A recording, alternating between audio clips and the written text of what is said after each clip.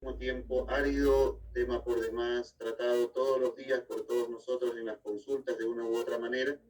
Y el objetivo de este módulo no es hacer una repetición de criterios generales que todos manejamos, sino más bien tratar de orientar ciertos conocimientos un poquito más actualizados para lograr una mayor fluidez en cuanto a la comunicación, tanto entre nosotros como entre nosotros y los pacientes y el resto del personal médico. Y para que esto redunde básicamente en una mejoría de nuestra atención y en la satisfacción de nuestros pacientes.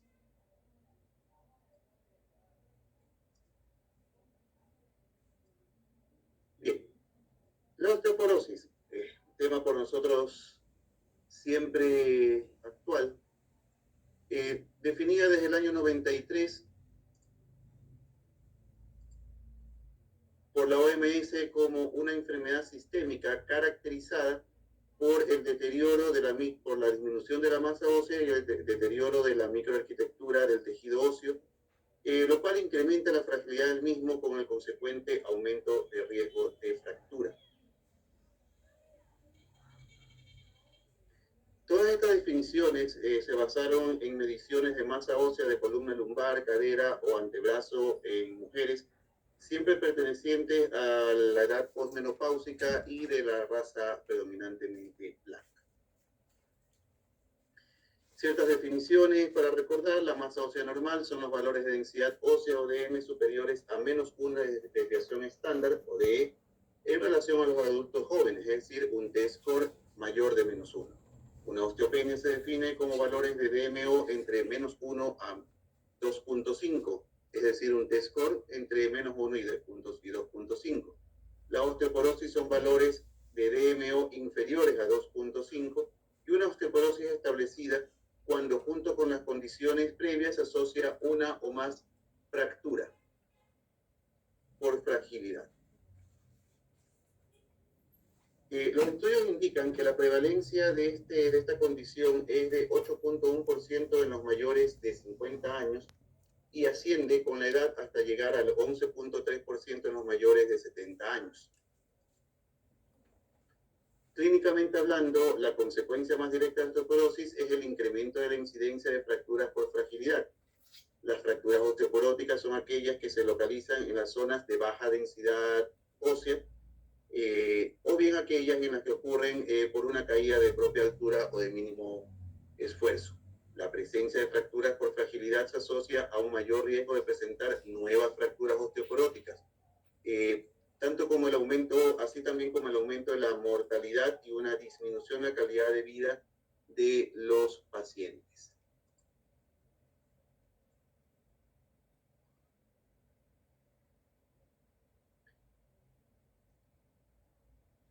Clínicamente, las fracturas osteoporóticas pueden presentarse en múltiples sitios, pero se consideran típicamente osteoporóticas aquellas localizadas en la extremidad proximal del fémur, la distal del radio y las vértebras.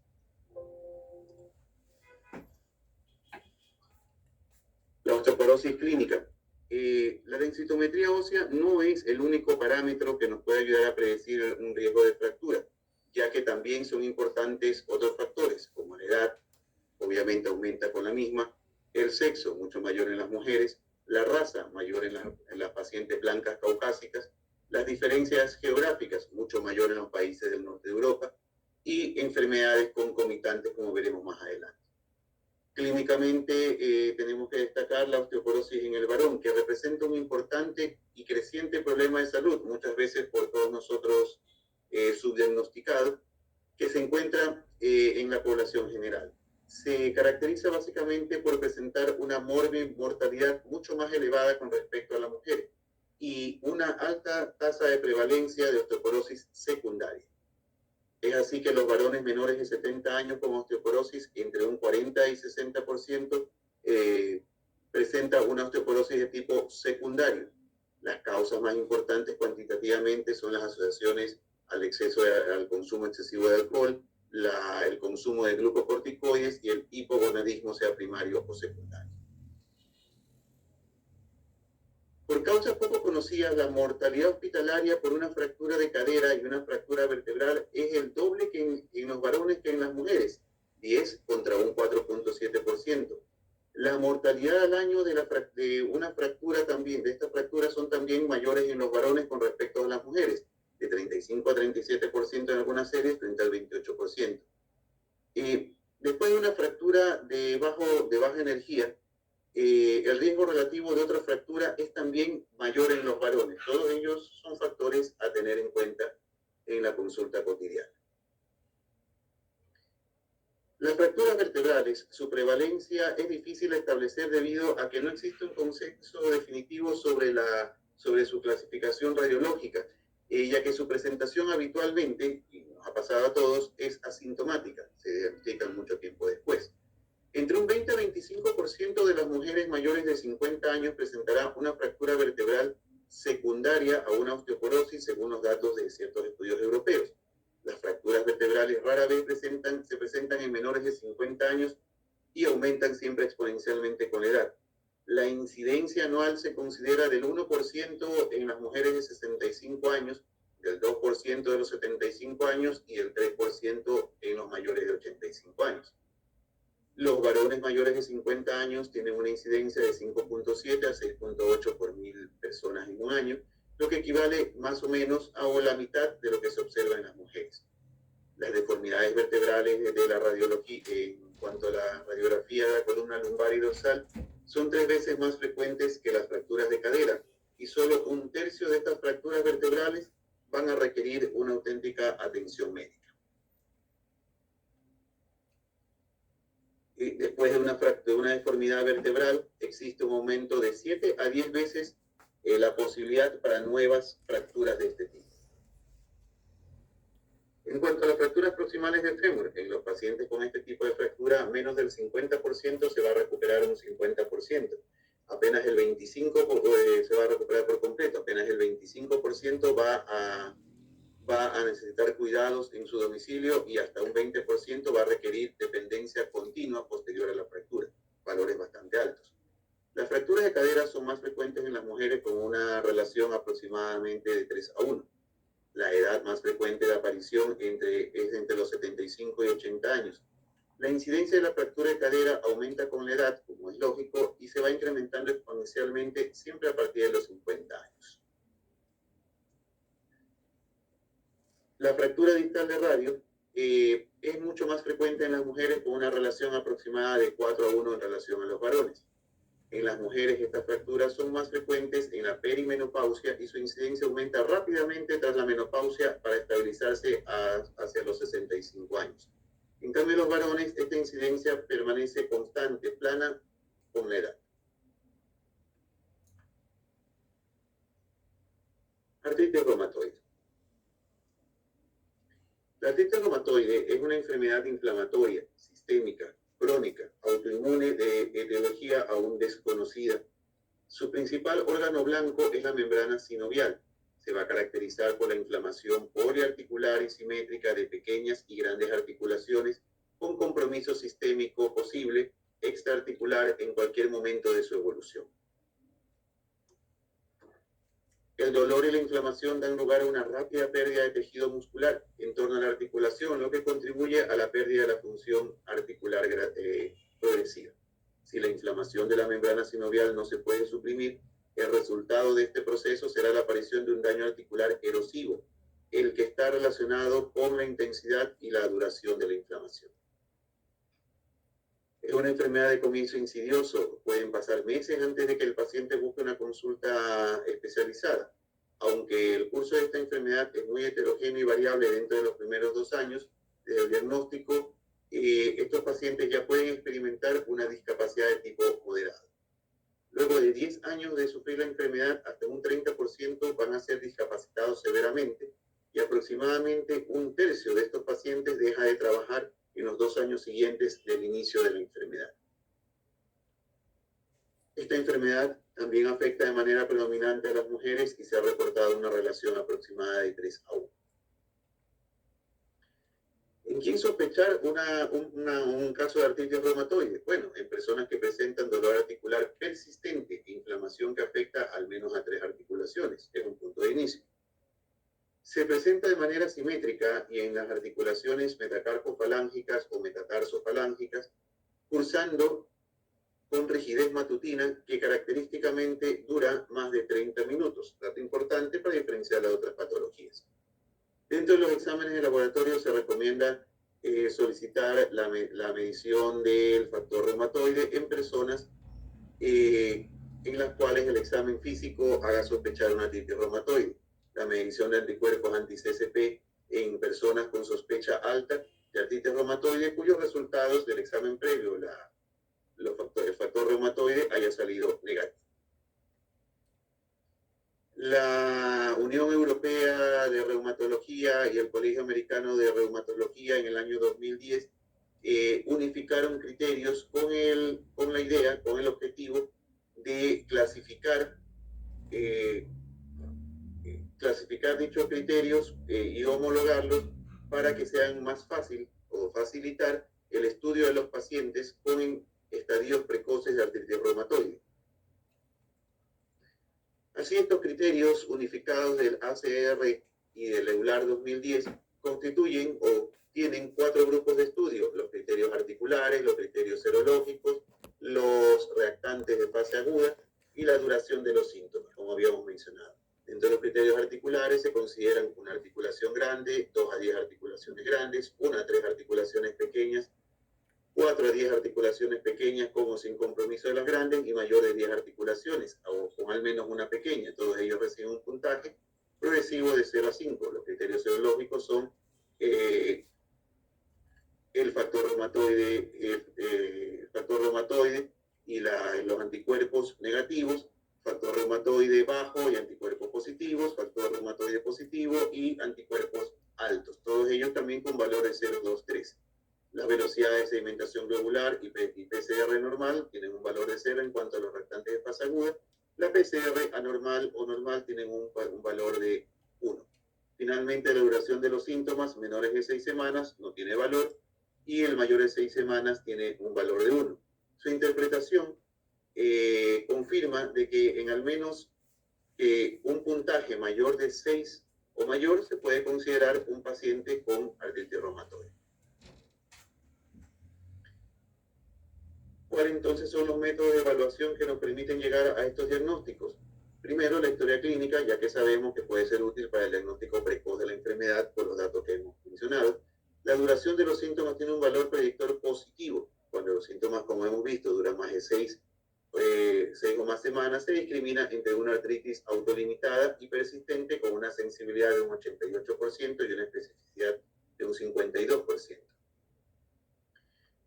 Un elemento central para la sospecha de artritis reumatoide es la duración de la rigidez matinal. En los estudios que que dieron origen a los criterios de clasificación de la ACR, se compararon pacientes con una artritis reumatoide establecida versus los pacientes sin artritis reumatoide. Se estimó una sensibilidad de un 81% y una especificidad de 57% para la rigidez matinal de más de 30 minutos de duración.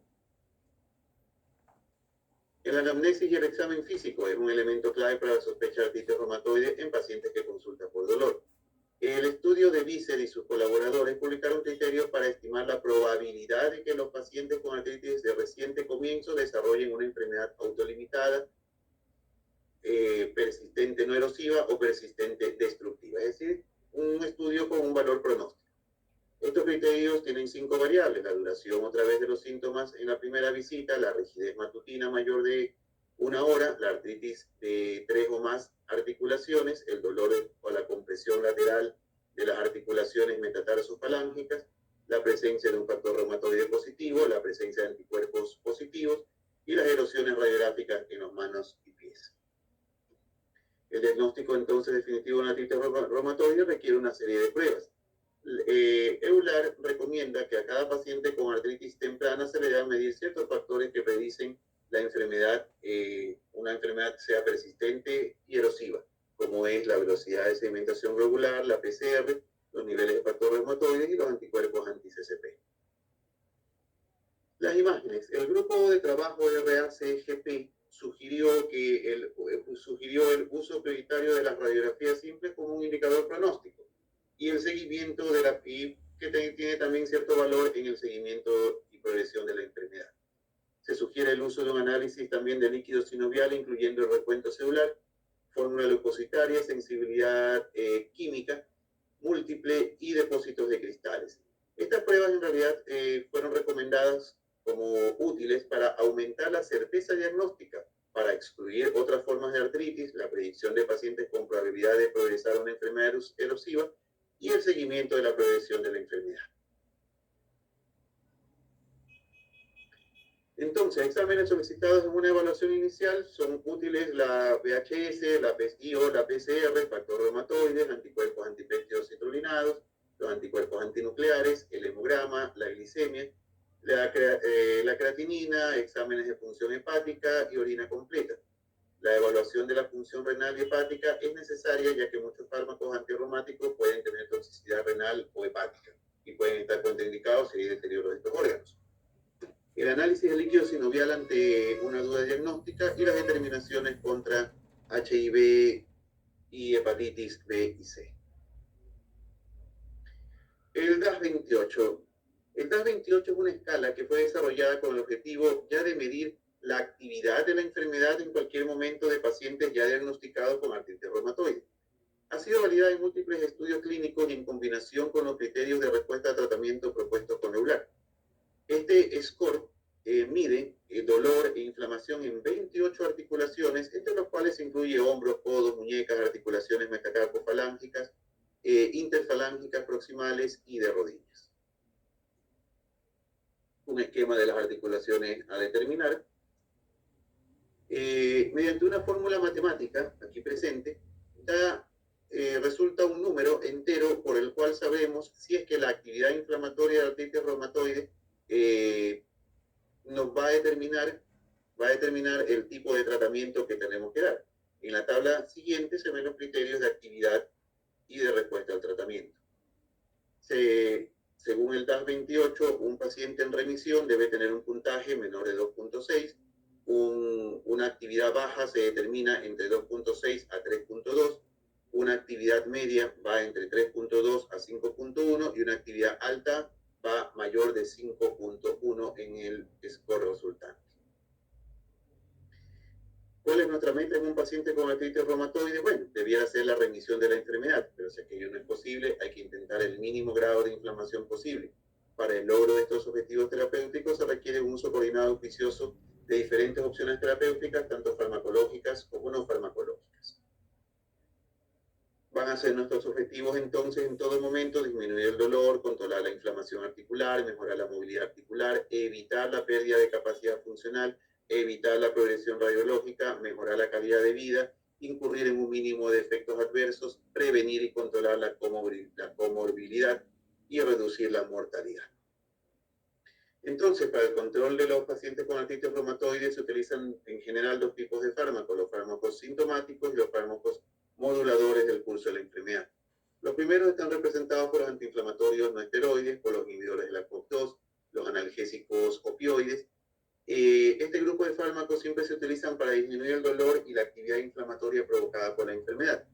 En cambio, los fármacos modificadores del curso de la enfermedad, entre ellos, o de manera general denominados FAMES, el metotrexate, la leflunomida, la sulfasalacina y la hidroxicloroquina.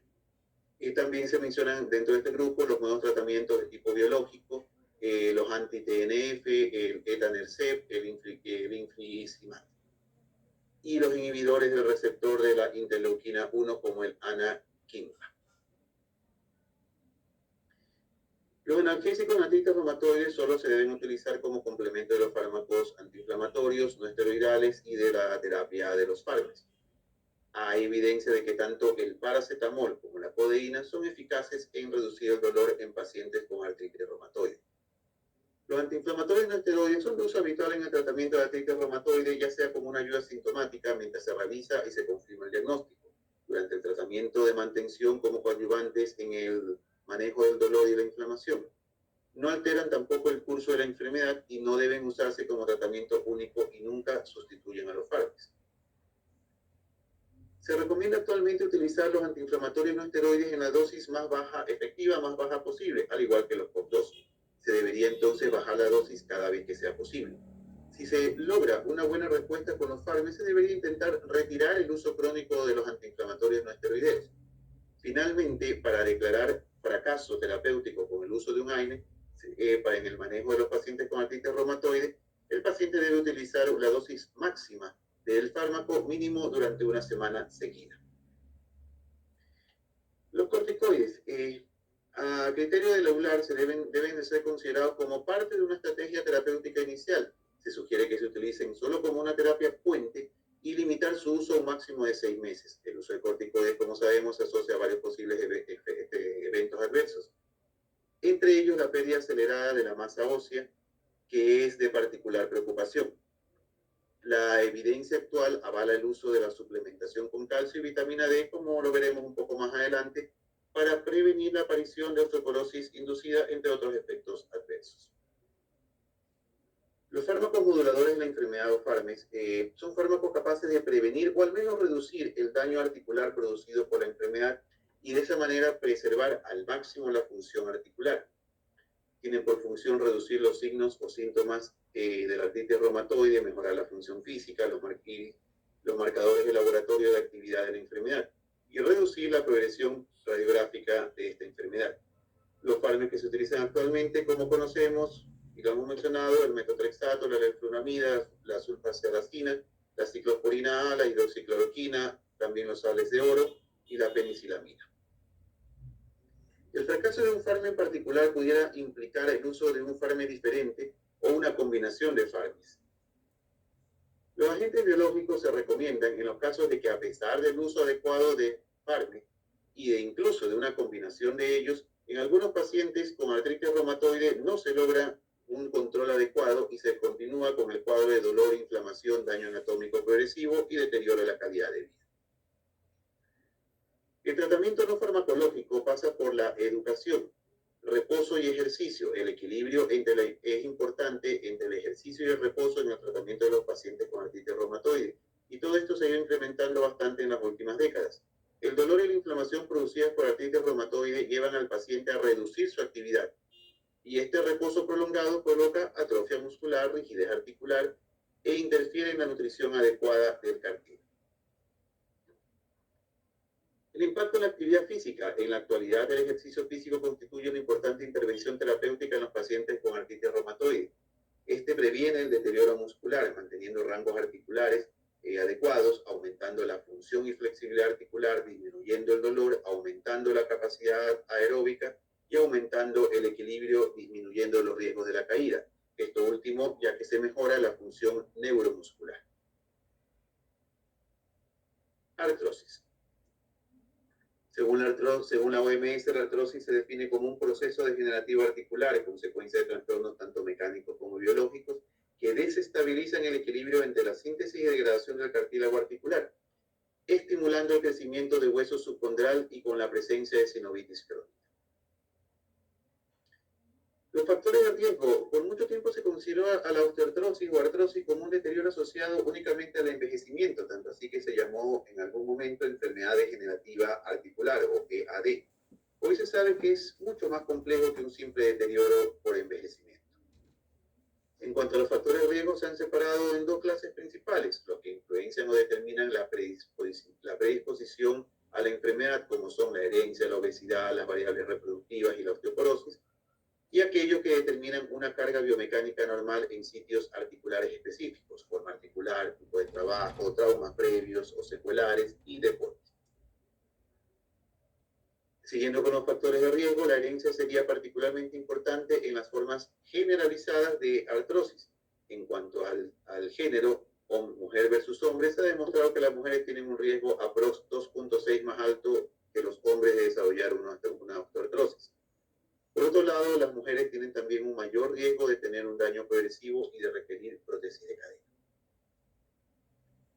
La obesidad. Si bien es un factor de riesgo modificable muy importante, por mucho tiempo se existió la duda de que si ella era parte de la causa o más bien una consecuencia de esto.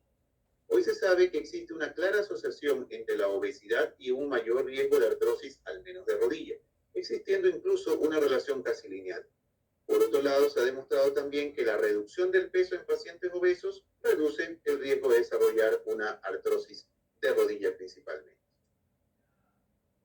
En cuanto a factores mecánicos, los aspectos anatómicos han adquirido mayor relevancia. Hace mucho tiempo se conocía que la asociación entre, por ejemplo, una luxación congénita de caderas o la displasia acetabular con las consecuencias secundarias de una artrosis de caderas.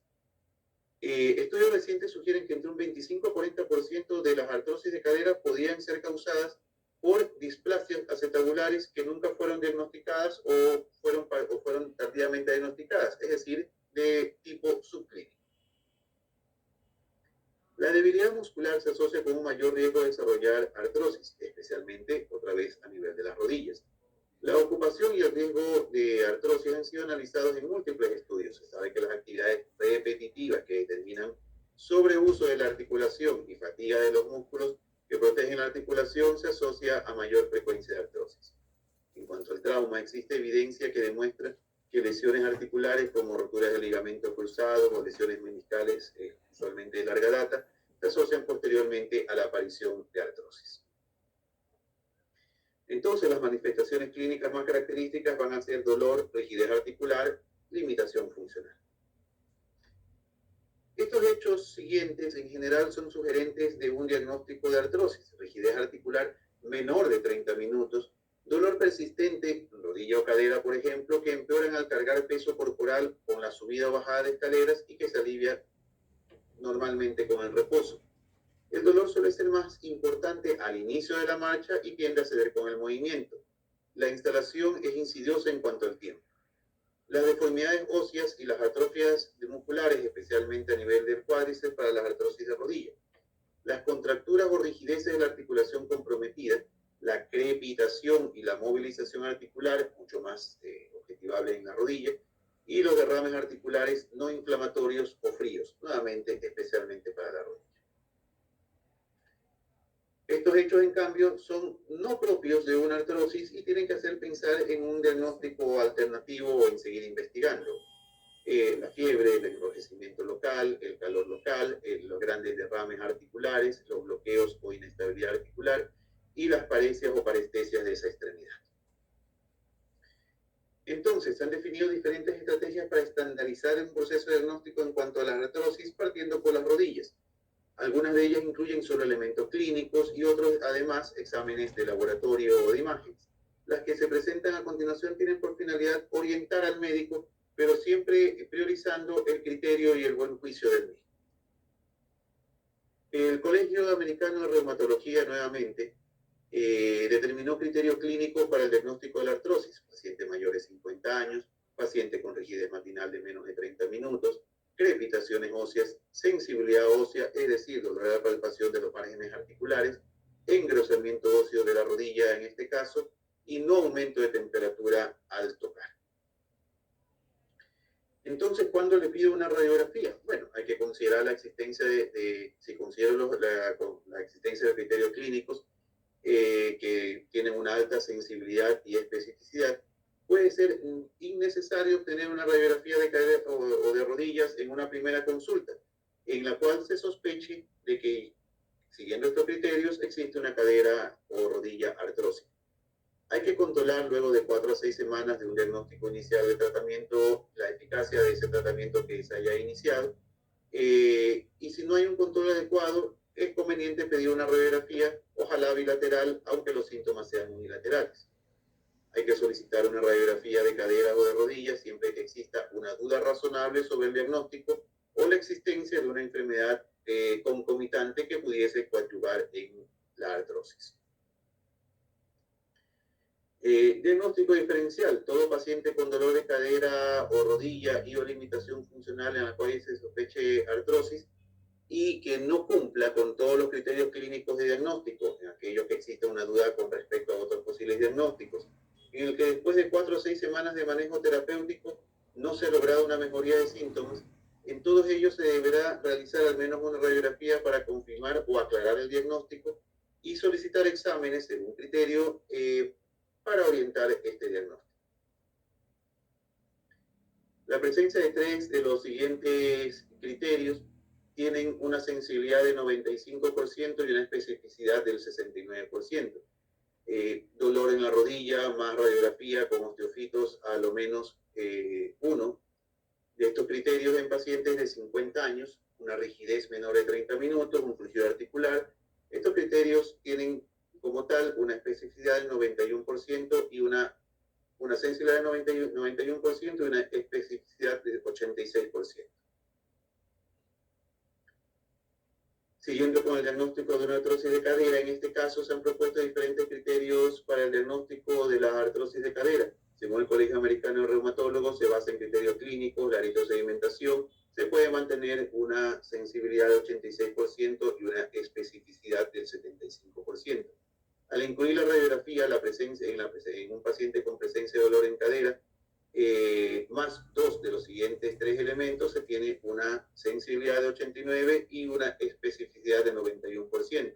Estos criterios son una velocidad de sedimentación globular menor a 20 milímetros a la hora, un osteofitos radiológicamente demostrables, femorales o acetabulares, una disminución de espacio articular en la radiografía, sea superior, axial o medial. Se debe considerar una inflamación articular o artritis de diferentes causas. Se debe considerar reumatismo de partes blandas como bursitis y tendinitis. Se debe considerar dolores referidos y lesiones traumáticos, entre otros diagnósticos diferenciales. Los datos a nivel mundial acerca de la prevalencia de artrosis varían bastante según la definición y en las articulaciones involucradas, y obviamente según las características de la población de estudio. El estudio de Framingham, la prevalencia estandarizada de artrosis radiológica de rodilla en mayores de 45 años fue 19% y de 27.8% para varones y mujeres. En el estudio del NHANES, el 37% de los mayores de 60 años tenía una artrosis radiológica de rodilla. La artrosis radiológica de cadera en el estudio de Johnson Country fue del 27% ya en los mayores de 45 años más. La presencia de artrosis de rodilla sintomática de un 16%, 16.7% de sujetos de mayores de 45 y de 9% en una cadera sintomática en el mismo estudio. Se calcula que existe una evidencia radiográfica de gonartrosis en un 30% de los sujetos aproximadamente 65 años, siendo sintomatológicamente un tercio de ellos evidenciable. En la encuesta nacional de salud realizada en Chile entre el año 2009 y 2010, un 8% de la población general refirió dolor de cadera no traumático, mientras que el 21.54% de las personas de 55 años presentaron dolor de rodilla no traumático de una intensidad mayor o igual de 4 en la escala EVA en los últimos 7 días, con una duración mayor a 6 meses. El 44.54% de quienes refieren un diagnóstico médico de artrosis de rodilla refieren estar en tratamiento farmacológico por esta condición durante las últimas 2 semanas. Los hombres tienen significativamente menor prevalencia que las mujeres. La edad promedio de diagnóstico médico de artrosis de cadera es de 54.38 años para la población general adulta en Chile. El 48.75% de quienes refieren el diagnóstico médico de artrosis de cadera reporta estar en tratamiento farmacológico por esta condición en las últimas 2 semanas, sin observarse diferencias significativas entre hombres y mujeres. Se recomienda considerar como una respuesta terapéutica mínima el que los pacientes logren un alivio de al menos un 20% del dolor y mejoría en una categoría funcional que la veremos un poco más adelante respecto a su situación previa al inicio del tratamiento. Si luego de 4 a 6 semanas de tratamiento bien realizado, los objetivos del tratamiento no se han logrado, el paciente debe ser reevaluado y ver otras opciones.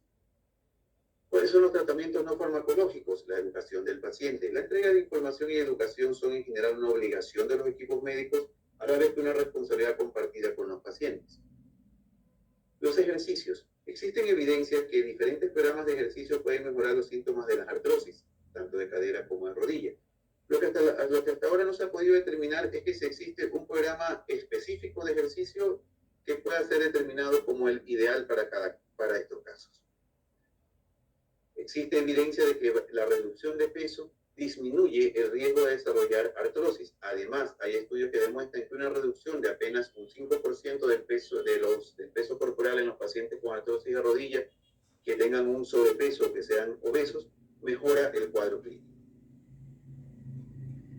La primera opción farmacológica a considerar debe ser el paracetamol, el cual debe ser utilizado en dosis y por tiempo apropiado. Si la respuesta no fuera adecuada y no existen contraindicaciones, se puede indicar el uso del metamizol.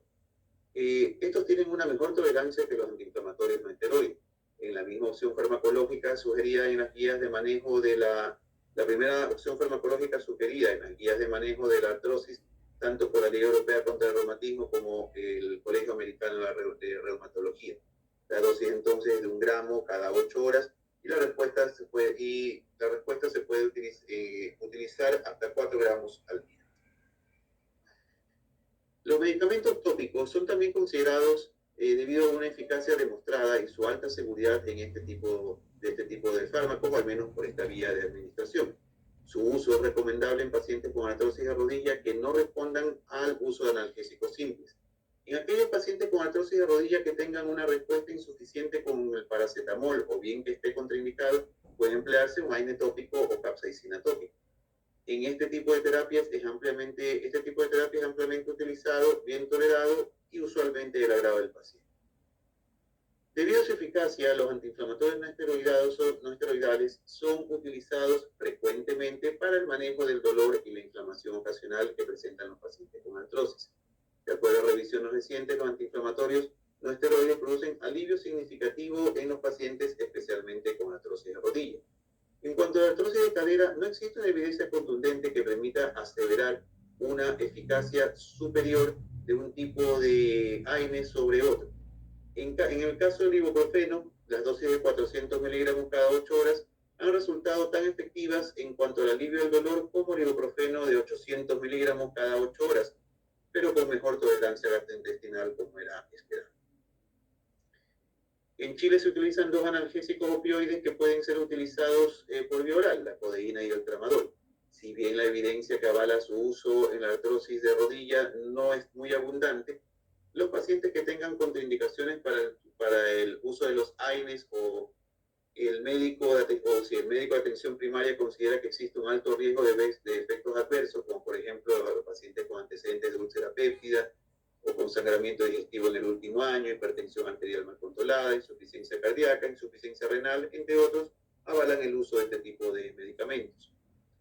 En pacientes que tengan también un alto riesgo de daño gastrointestinal y que requieran de un antiinflamatorio no esteroideo, en los que además no existan factores de riesgo cardiovascular importantes como hipertensión, insuficiencia cardíaca, depresión de volumen o daño renal.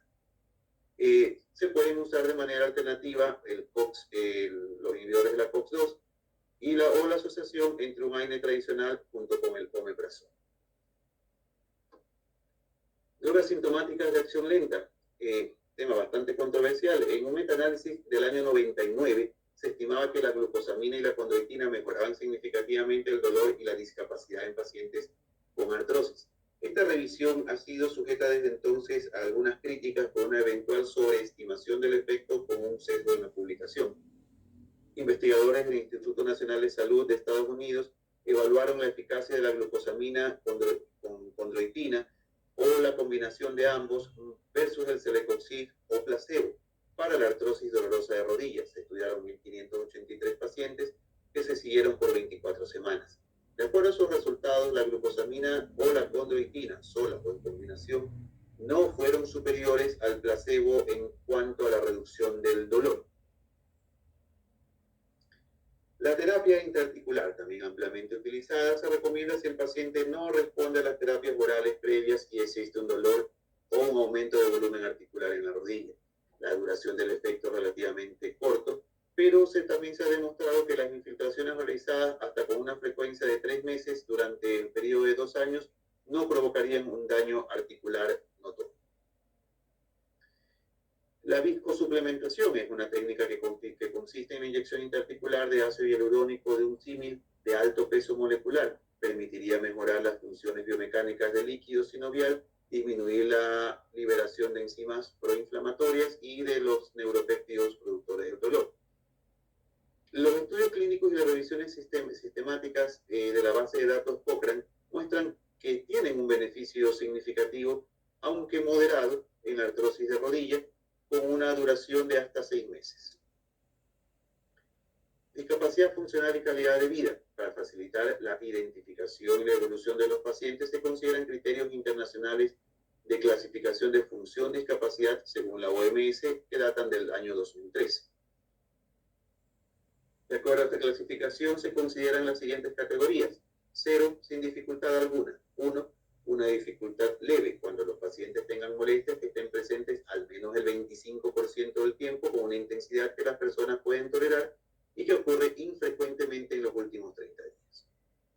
Tipo 2, dificultad moderada. El paciente ya tiene molestias durante al menos el 50% del tiempo con una intensidad que interfiere con sus actividades de vida cotidiana y que ocurre ocasionalmente en el periodo último de los 30 días. Grado 3, una dificultad severa, cuando el paciente tenga molestias más de un 50% del tiempo con una intensidad que altera parcialmente ya las actividades de la vida diaria y que ocurre frecuentemente en los últimos 30 días.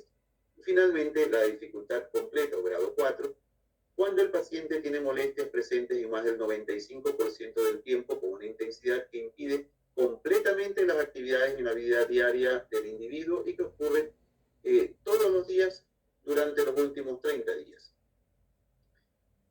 Bueno, suplementaciones. Actualmente existe controversia en cuanto al papel de la vitamina D, específicamente con la aparición del dolor.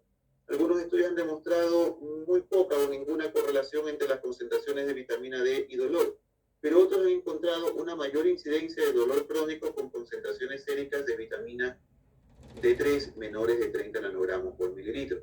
Existe además una mayor frecuencia de dolor crónico de tipo musculoesquelético en estos pacientes. El mecanismo fisiopatológico de la vitamina D involucrado en los síntomas de dolor depende en gran medida del tipo de dolor que se está tratando.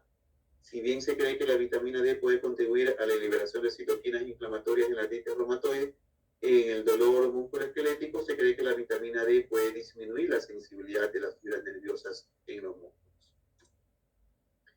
En un estudio prospectivo, Leguazú y colaboradores examinaron el efecto que tendría el dolor sobre el dolor administrar suplementos de vitamina D en 49 pacientes que acudieron a una consulta con quejas de dolor musculoesquelético difuso, pero que tenían concentraciones séricas bajas de vitamina D.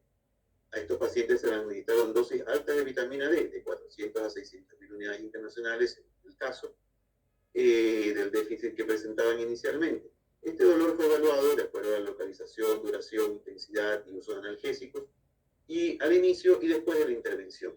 En un segundo seguimiento, las puntuaciones de dolor promedio de los pacientes bajaron de 5.1 a 2.8, y la proporción de pacientes que tomaban analgésicos se redujo también del 20 al 12%, lo cual es bastante auspicioso. En cuanto al calcio, ya sabemos que es un micronutriente del grupo de los minerales, lo hemos hablado previamente, que debe siempre formar parte de nuestra dieta.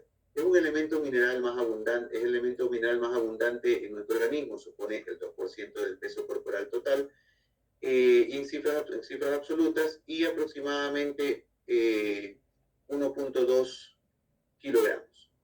De todo el calcio corporal, un 99% se encuentra en el esqueleto y los dientes de forma de hidroxiapatita, que es un compuesto cristalino en el cual se incluye el fósforo. El resto, el 1%, se encuentra en los tejidos blandos y en los fluidos corporales. Tiene una función esquelética, es parte fundamental en nuestro esqueleto, en huesos y dientes, como hemos visto. El hueso está formado por una matriz proteica que se mineraliza de forma mayoritaria con calcio, ya que es el más abundante, y en menor proporción con el fosfato y el magnesio. Su función no esquelética puede ser estructural o reguladora. Estructural, el calcio está implicado en la mantención de estructuras celulares como las organelas, gránulos de secreción, membranas celulares y subcelulares, y estructuras nucleares como los cromosomas. En cuanto a su función reguladora, el mineral puede ejercer una función de forma pasiva o activa, pasivamente a nivel de los niveles de calcio plasmático que regulan las reacciones enzimáticas, y una regulación activa la ejerce en cuanto a la concentración intracelular de calcio. Los bifosfonatos. Los bifosfonatos son medicinas que se administran a los pacientes que tienen una baja densidad ósea o a pacientes con antecedentes de fracturas óseas por fragilidad en la cadera, el brazo, la muñeca o la columna vertebral. Son medicamentos que ayudan a fortalecer los huesos y que previenen futuras fracturas óseas. Por lo general se recetan junto con el calcio y la vitamina D. Además de tratar la osteopenia y la osteoporosis, este grupo de medicamentos se puede usar para tratar enfermedades como la enfermedad de Paget y el cáncer metastásico a nivel óseo. La familia de bifosfonatos incluye los medicamentos orales como los alendronatos, resendronatos, ibandronatos endovenosos, como el pamidronato, el ibandronato y el ácido zoledrónico. Los efectos secundarios de los bifosfonatos orales pueden incluir calambres, dolores musculares, dificultad para tragar, acidez estomacal, dolor abdominal, náuseas, dolor de cabeza o erupción cutánea. Y también existe un muy bajo riesgo de desarrollar un problema en la mandíbula o en los dientes llamado una osteonecrosis de la mandíbula, evidentemente de mucho más gravedad. Los reemplazos hormonales. Los estrógenos, el estrógeno es esencial en la adquisición del pic de masa ósea y en el tratamiento de esta, en el mantenimiento de esta durante la vida adulta. En la menopausia, la deficiencia estrogénica determina un aumento en la resorción causando una rápida pérdida de masa ósea y llevando a un aumento de riesgo de osteoporosis y de fractura. Esta pérdida ósea es mayor en los primeros años de menopausia, con una pérdida anual de hasta un 5% que puede reducirse de 1 a 1.5% anual. En todos aquellos sitios ricos en hueso, especialmente trabecular, como es la columna, el extremo distal del radio y el trocar. La pérdida de hueso cortical es más lenta y no excede nunca el 1% anual. Se recomienda entonces usar una terapia de reposición hormonal en los primeros años de la menopausia y por un periodo prolongado, según algunos estudios hasta 10 años, lo cual lo vamos a confrontar un poquito, ya que existe, sin embargo, un periodo prolongado entre el momento en que se interrumpe el tratamiento y la etapa de vida en que aparecen con más frecuencia estas fracturas. Una posibilidad de terapéutica más es empezar la terapéutica de reemplazo hormonal más tardíamente, aunque algunos autores consideran que a pesar de que se produzca el aumento de masa ósea y la disminución de los marcadores óseos en estas pacientes, ya no se podrá o no tendrán tiempo de recuperar una alteración, la alteración que se ha producido a nivel de la microarquitectura ósea por el déficit estrógeno. Entonces, un objetivo final de una terapia de reposición hormonal va a ser el tratamiento de la osteoporosis. En el tratamiento de osteoporosis es disminuir el riesgo de la fractura. En el estudio WHI, que es el estudio con mayor número de mujeres tratadas con estrógenos conjugados y medroxiprogesterona, se mostró que la terapia de reposición hormonal era eficaz en la prevención de fracturas vertebrales y de cadera, pero también mostró un aumento de accidentes cerebrovasculares, tromboembolismo y cáncer de mama en las pacientes que se encontraban bajo este tratamiento. Por ello, una posición media del día de hoy es recomendar utilizar la terapia de reposición hormonal solo en mujeres sintomáticas y por periodos menores a 5 años. Espero que haya sido de su interés y de su utilidad en la vida cotidiana. Les agradezco mucho su atención. Muchísimas gracias, doctor Gustavo Terán. A continuación tenemos algunas preguntitas del público.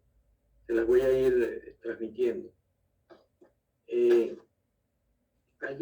Uno de los participantes pregunta, ¿en cuánto tiempo de consumo de alcohol o esteroides ya podemos empezar a sospechar de una osteoporosis? Es una muy buena pregunta. Muchos lo han ligado al daño hepático, es decir, cuando ese paciente o el tiempo de consumo de alcohol ya esté repercutiendo en factores o enzimas hepáticas alteradas, se puede considerar de que es un paciente clínicamente en riesgo de sufrir también una osteoporosis. Por eso, especialmente a nivel de los gastroenterólogos, como todos conocemos, ellos también combinan una densitometría ósea en un paciente varón, en este caso, que son los más frecuentes bajo estas circunstancias, cuando empiezan a tratar un cuadro hepático. Si es que el consumo de alcohol era la causa secundaria en este caso. Claro, muchísimas gracias.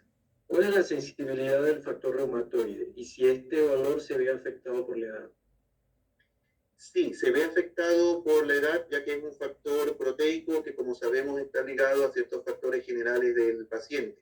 Por ende, como habíamos visto dentro de los criterios, es una sensibilidad muy alta cuando sale positivo en la primera evaluación. Pero, como también sabemos, su negatividad no excluye el criterio de artritis reumatoide, ya que en ese caso, más la clínica, que siempre es lo que debe de primar, determina que se puede hacer una segunda prueba como los anticuerpos de la gliadina. Y así seguir sumando criterios. Incluso, como sabemos, hay pacientes que van a ser negativos a todos ellos y que igual van a terminar en tratamiento únicamente por el cuadro clínico. Muchas gracias. ¿Está descrito algún tipo de artritis relacionada con la infección por COVID-19? Mira, he leído varias de esas publicaciones últimamente y porque mucha de la sintomatología posterior, y seguramente nos ha pasado a algunos de nosotros, que han sido derivados al área de traumatología, tiene que ver con los dolores osteoarticulares.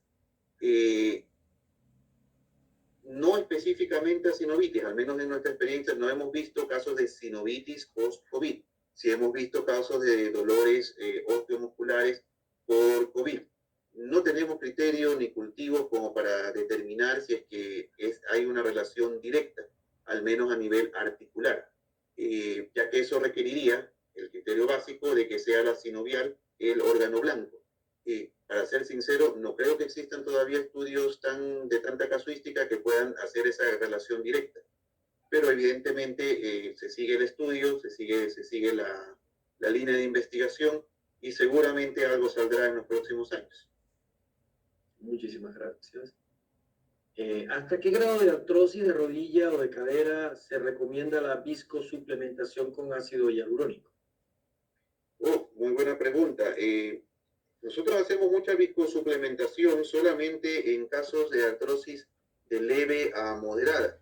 No la hacemos por criterio en pacientes con una artrosis severa, con todos los criterios radiológicos y clínicos que todos conocemos. Incluso preferimos o nos guiamos más por los criterios clínicos más que radiológicos. Como sabemos, siempre existe, o es muy frecuente que exista, una disociación muy marcada entre el cuadro radiológico y el cuadro clínico. Para nosotros, la viscosuplementación nos ha ido bastante bien en los pacientes con artrosis de leve a moderada, no así, obviamente, en los pacientes con artrosis avanzada. Ahí sí, de hecho, no tenemos casuística en aquellos porque casi todos, como sabemos, terminan siendo quirúrgicos en la mayoría de los casos. Muchas gracias. Uno de los participantes pregunta que si al solicitar la radiografía bilateral de rodilla, debemos tener algún tipo de especificación especial para el diagnóstico de artritis reumatoide. A mí me gusta pedirlas, y en varias publicaciones lo confirman, la manera de pedirlas son radiografías con carga. ¿Por qué? Porque según también muchas mediciones, la medición del espacio articular es un criterio de avance o de estancamiento de la enfermedad. Una. Y dos, creo que todos estamos de acuerdo en que las radiografías tienen que ser tomadas en tres modalidades, AP, lateral y axial. Y esa última cobra especial interés porque, según muchos estudios, la patología patelofemoral suele ser la primera en manifestarse mucho antes que las femoropatelares, que las femorotibiales. Y por ende, siempre es importante esa radiografía axial. De hecho, muchas de las artrosis no sintomáticas pertenecen al grupo de las patelofemorales. Muchas gracias, doctor. Estas fueron las preguntas. Si tiene algún comentario final para la audiencia, alguna recomendación. Bueno, primero agradecer su atención. Sé que es un tema árido, sé que es un tema que pudiéramos pasar sentados semanas y semanas hablando del mismo. Sé que la experiencia de todos nosotros es muy importante. Me encantaría en algún momento también compartir la experiencia de los colegas, porque esto es un constante aprendizaje de todos los días. Si bien son temas que se ven todos los días, creo que ninguno de nosotros puede creer que tiene todos los criterios suficientes para manejar todos y cada uno de los casos. Siempre hay casos que se nos escapan, siempre hay dudas razonables, y siempre hay que cubrirse también por la cuestión médico-legal, como en todas partes, pedir los exámenes recomendados, tomar las radiografías adecuadas en su criterio, pero por sobre todo, que prime siempre el criterio médico, que es tal vez lo más valioso que uno puede sacar de todas estas charlas. Bueno, muchísimas gracias, doctor, por su excelente conferencia. Nos despedimos por ahora y le invitamos al público a participar en los eventos que están a continuación. Muchas gracias, doctor. Gracias.